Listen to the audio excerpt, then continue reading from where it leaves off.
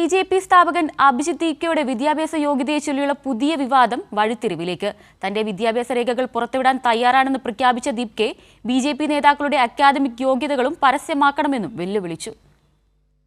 വിവരാവകാശ നിയമപ്രകാരം തന്റെ വിദ്യാഭ്യാസ യോഗ്യതയും അമേരിക്കയിലെ പഠനത്തിനുള്ള സാമ്പത്തിക സ്രോതസ്സുകളും സംബന്ധിച്ച വിവരങ്ങൾ ആവശ്യപ്പെട്ട BJP പ്രവർത്തകന് ചുട്ട മറുപടിയുമായി അഭിജിത്ത് ദീപ്കെ. तो मैं उनसे पूछना चाहता हूं, क्या आपके नेता अपनी डिग्री दिखाएंगे?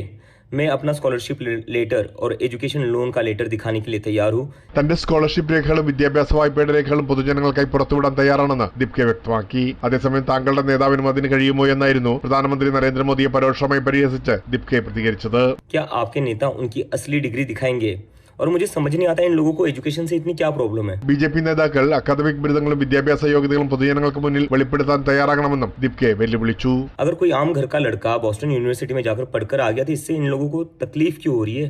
आप लोग एजुकेशन के इतने खिलाफ क्यों हो? അഭിജിത്ത് ദീപ്കയുടെ വിദ്യാഭ്യാസത്തെ ചൊല്ലിയുള്ള വിവാദവും സാമ്പത്തിക ഇടപാടുകൾ സംബന്ധിച്ച പരാതികളും ഇതിനിടെ രാഷ്ട്രീയ തലത്തിലും കൂടുതൽ ചർച്ചയാകുകയാണ്.